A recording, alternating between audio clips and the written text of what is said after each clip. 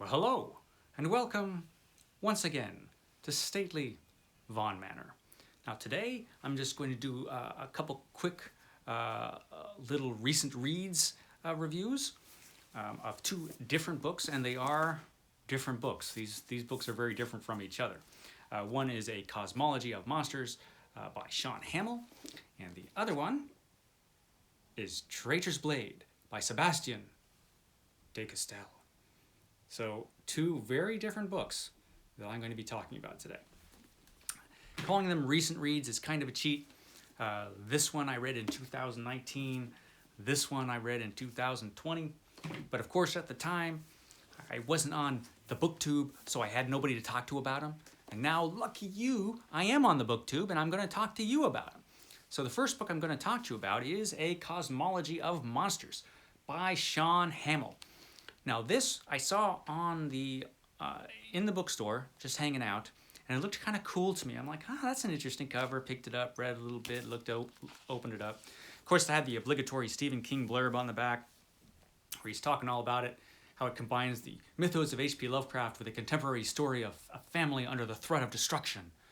Those are Stephen King's words, and kind of true. One thing I noticed as soon as I opened it up in the bookstore, quotes from Ray Bradbury and H.P. Lovecraft. The first book section was titled after a Lovecraft story. So I knew, okay, it's going to be kind of Lovecrafty, this book. So I picked it up, expecting it to be kind of Lovecrafty, expecting it to be kind of a cosmic horror kind of thing. And it wasn't that.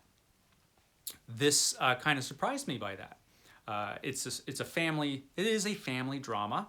It's also a love story. There's a love story in here, a kind of a strong one too.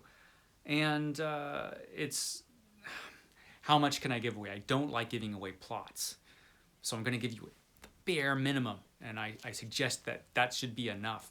It's basically about the father of this family, the dad. At one point in his life, he sees a monster.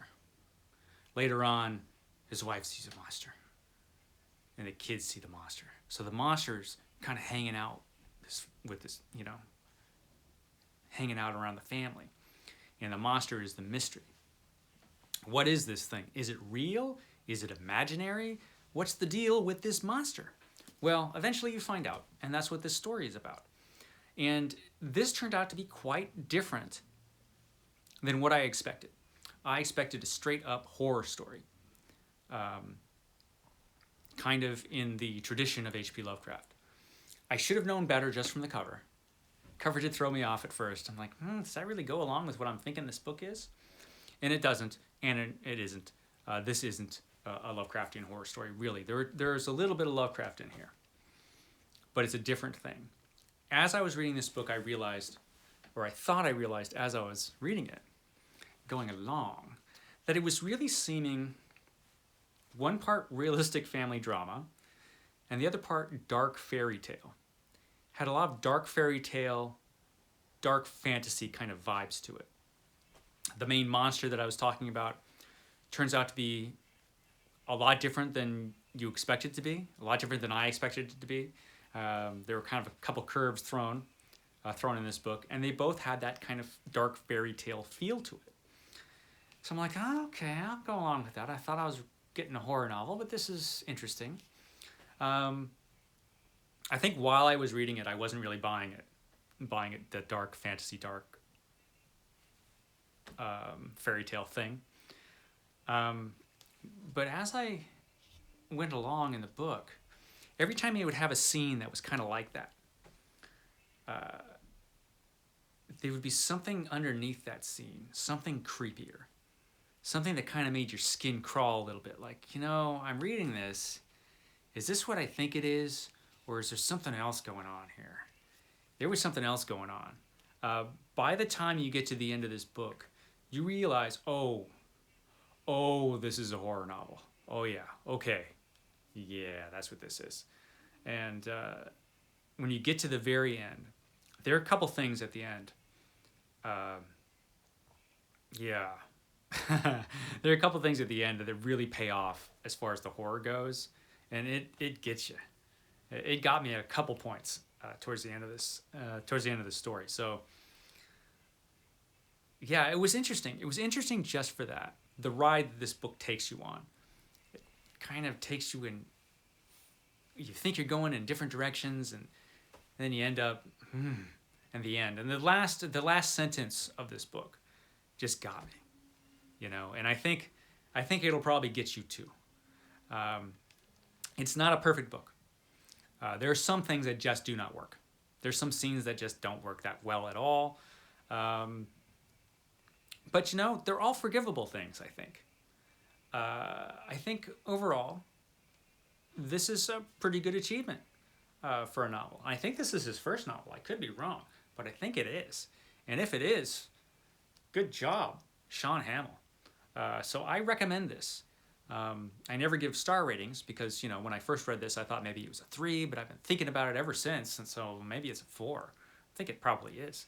So I don't give star ratings, but I recommend it. A Cosmology of Monsters by Sean Hamill. It's pretty good. Now, this one you might have heard of. It is Volume 1 in the Greatcoats saga. This is Traitor's Blade by Sebastian de Castell. Rather short as fantasy novels go. This is only 360-ish pages. There are 4 books in the series, and they all get bigger as they go along. That's how they work, these fantasy novels. So this is just kind of an introduction to this world, the world of Tristia, which is a kind of a Middle Ages kind of world, ruled over by these corrupt dukes. And there was a king, but the dukes killed him. But while the king was around, he had his group of greatcoats, which were his dispensers of justice. They were kind of judges that go on a circuit all around the kingdom, and they would dispense justice to the different towns and different cities. And they were loyal only to the king and the law. Really a noble group. But of course, they were too noble, so the nobles didn't like them. And the dukes, like I said, brought down the king. And this is the story of what happens after that. And after that, I can't really give too much away because I don't like to give spoilers. So there's a couple things that I'll talk about this book. Some of the impressions that I got from this book. Now, the first thing you noticed in this book is that it's a really cool adventure story going straight in. Apparently, Sebastian de Castell, one of his many jobs, was that he worked as a stunt coordinator on something. I'm not sure what he was a stunt coordinator on, or a fight coordinator.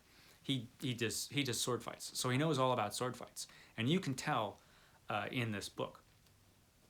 The sword fights in this book are really good, and the action is really well written. And like I have said before, action can be hard to do. So good job, Sebastian de Castell, on that. Also really liked his main character, Falcio, who was the cantor of the Greatcoats, which meant he was the boss of the Greatcoats. And he is a super, super noble character. He is better than the world he lives in. And the world he lives in is just dismal and awful. His world, Tristia, it's hit hard times, let me tell you. And so everything is just awful. Things are really bad for the Greatcoats. They've been disbanded, and the Greatcoats that are left are all just kind of working as mercenaries and that kind of thing, whatever kind of jobs I can get. But they've been branded traitors, and you'll find out why when you read the book. And so they're suffering hard times, the poor Greatcoats. And then you have the leader of the band, or the leader of the Greatcoats, Falcio, still being noble. And he's got his 2 companions, and there's kind of a 3 Musketeers vibe through most of this book. I think that was deliberate. It works. It works really well. So you got the action. You've got great characters in this book. The dialogue and the interactions between the characters is gold. I mean, it works really, really well. most things in this book work really, really well. The plot is fairly good.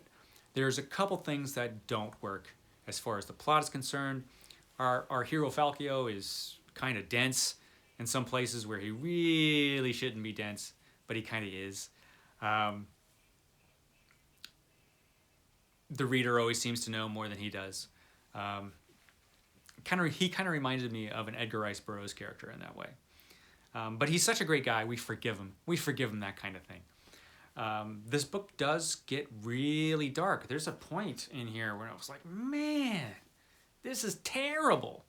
This is awful stuff. He kind of swerved into Joe Abercrombie territory at some point in this book. So there are dark moments, but that's okay, because it just heightens the tension. The more danger our characters are in and our main character is in, the more we care. So that part actually worked. The darkness in this book worked, especially since Falkio will probably win out in the end. So there's a lot of good in here. Like I said, not everything works. There are some plot points that are clunky. There are some things in the writing that are a bit clunky, even though most of it is really well done. There are points where, I don't know if you've ever read an old Stan Lee comic book, but in those old comic books, like every panel, the superheroes would be fighting the villain, right? And they'd always have a ton of dialogue. So he'd be throwing a punch, giving a long speech, telling the villain everything, blah, blah, blah, blah, blah, blah, talk, and just like a ton of dialogue going on while the action is supposed to be happening. And in real life, you'd never have time to say that much while you were throwing a punch. There are a couple moments in this book like that kind of reminded me of that. Like if there's there's a fight about to happen and Falkio's giving a long speech. He would never have time to give this speech. And he never would stop to give this speech right before this big action thing was about to happen right now. There's a moment or two like that. But those are quibbles, I think. I think those are me kind of nitpicking here and there because most of this book works really well. Really liked it. I'm definitely going to be reading the rest of the Great Coats novels. I'm going to definitely read the rest of this series. So this is another recommendation. It's an interesting and a different fantasy book. If you're used to like the big, gigantic sagas, this is a little bit of a change of pace. This one in particular, since it's shorter, it goes straight. It's just straight to the point. Not a lot of meandering, and a single point of view, which is different in itself. It's first person from Falkio, so you don't jump from character to character like you just obligatorily do in most fantasy novels. I'm not saying that one is better than the other, but this is different. And I think it kind of helps the momentum of the book. Yeah, so as far as fantasy goes, this is a different, unique change of pace. Definitely a good book. A lot of fun, but at the same time, has some dark stuff in it. So yeah, Traitor's Blade, good book.